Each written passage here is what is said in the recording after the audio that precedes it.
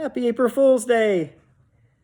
April 1st. Shout out to Earl for being a new subscriber. Hi, Earl.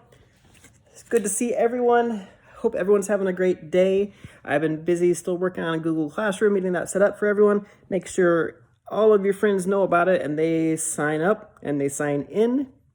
Because starting Monday, I'll be posting some stuff on there for everyone. I got some videos, I got some links, I got some articles to read, so that will happen on Monday. Chapter 3, The Letters from No One. The escape of the Brazilian boa constrictor earned Harry his longest ever punishment. By the time he was allowed out of his cupboard again, the summer holidays had started and Dudley had already broken his new video camera, crashed his remote control airplane, and, first time out on his racing bike, knocked down old Mrs. Fig as she crossed Pivot Drive on her crutches. Harry was glad school was over, but there was no escaping Dudley's gang, who visited the house every single day. Piers, Dennis, Malcolm, and Gordon were all big and stupid, but as Dudley was the biggest and stupidest of the lot, he was the leader. The rest of them were all quite happy to join in Dudley's favorite sport, Harry hunting. This was why Harry spent as much time as possible out of the house, wandering around and thinking about the end of the holidays, where he could see a tiny ray of hope. When September came, he would be going off to secondary school, and, for the first time in his life, he wouldn't be with Dudley. Dudley had been accepted at Uncle Vernon's old private school, Smeltings. Piers Polkiss was going there too. Harry, on the other hand, was going to Stonewall High, the local public school. Dudley thought this was very funny. "They stuff people's heads down the toilet the first day at Stonewall," he told Harry. "Want to come upstairs and practice?" "No, thanks," said Harry. "The poor toilets never had anything as horrible as your head down it. It might be sick." Then he ran before Dudley could work out what he said. One day in July, Aunt Petunia took Dudley to London to buy his Smeltings uniform, leaving Harry at Mrs. Fig's. Mrs. Fig wasn't as bad as usual. Turned out she'd broken her leg tripping over one of her cats, and she didn't seem quite as fond of them as before. She let Harry watch television and gave him a bit of chocolate cake that tasted as though she'd had it for several years. That evening, Dudley paraded around the living room for the family in his brand new uniform. Smeltings boys wore maroon tailcoats, orange knickerbockers, and flat straw hats called boaters. They also carried knobbly sticks used for hitting each other while teachers weren't looking. This was supposed to be good training for later in life. As he looked at Dudley and his new knickerbockers, Uncle Vernon said gruffly that it was the proudest moment of his life.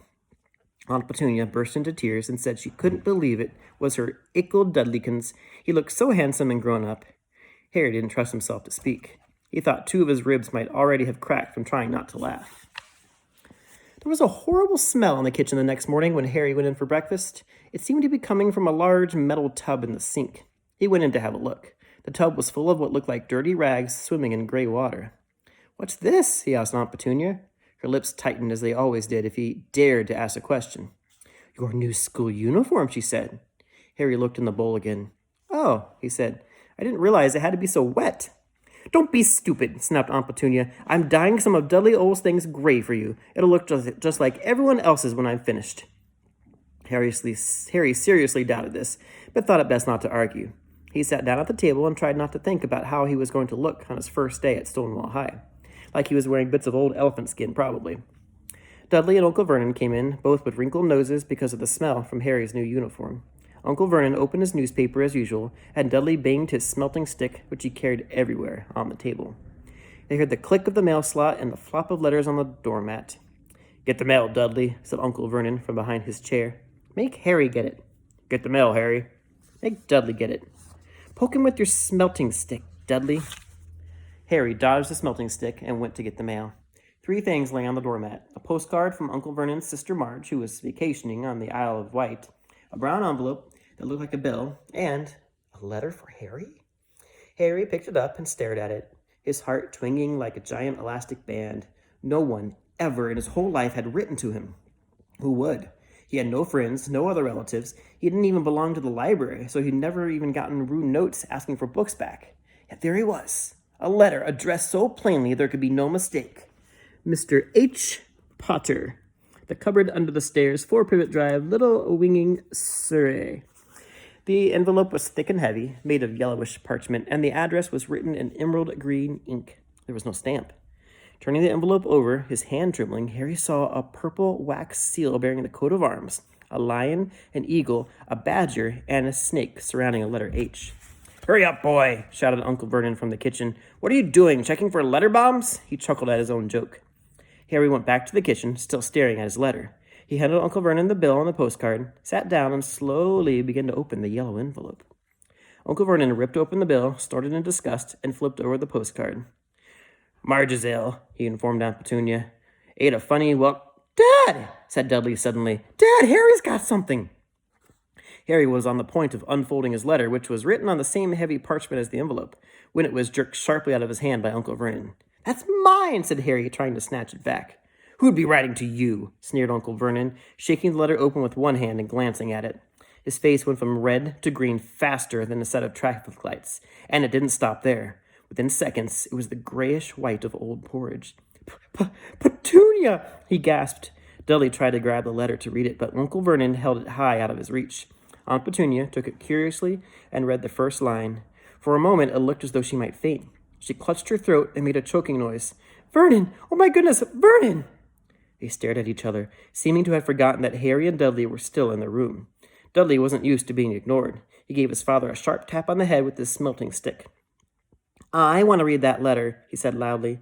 "I want to read it," said Harry furiously, "and it's mine." "Get out, both of you," croaked Uncle Vernon, stuffing the letter back inside his envelope. Harry didn't move. "I want my letter," he shouted. "Let me see it," demanded Dudley.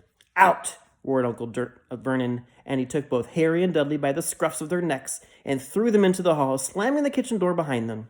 Harry and Dudley promptly had a furious but slight fight over who would listen at the keyhole. Dudley won, so Harry, his glasses dangling from one ear, lay flat on his stomach to listen at the crack between the door and the floor. "Vernon," Aunt Petunia was saying in a quivering voice, "look at the address. How could they possibly know where he sleeps? You don't think they're watching the house?" "Watching, spying, might be following us," muddled Uncle Vernon wildly. "But what should we do, Vernon? Should we write back? Tell them we don't want—" Harry could see Uncle Vernon's shiny black shoes pacing up and down the kitchen. "No," he said finally. "We'll ignore it. If they get another answer, if they don't get an answer, yes, that's best. We won't do anything." "But I'm not having one in the house, Petunia. Didn't we swear when we took him in we'd stamp out that dangerous nonsense?" It's a good spot to stop for now. He's getting this mysterious letter. How do they know where he sleeps? That's so weird. Shout out to Jaden as well. His story writing is fantastic. Keep it up. Writing prompt. Make sure you keep working on your stories. I can't wait to read some more of them. Hit me a comment. Say hello. Bye, guys. Talk to you later. Bye, guys.